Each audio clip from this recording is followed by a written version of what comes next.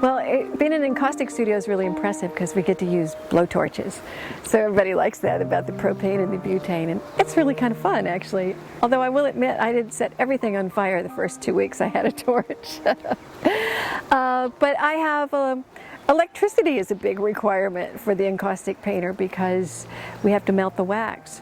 So my studio, when I switched from being an oil painter going into encaustic, there was a big retooling that went on in my studio because the oil stuff is flammable, so I had to make sure I didn't leave any vapor trails around to set on fire.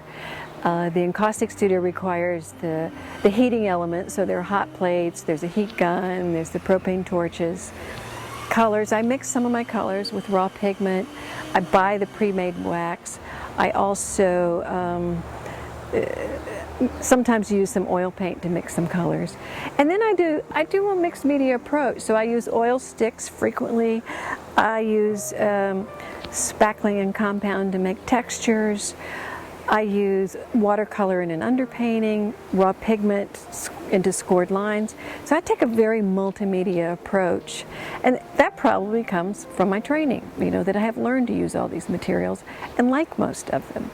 So you want to be careful not to get too much going on, but I do like the ability to take as many materials as I need to complete the composition that I'm working on.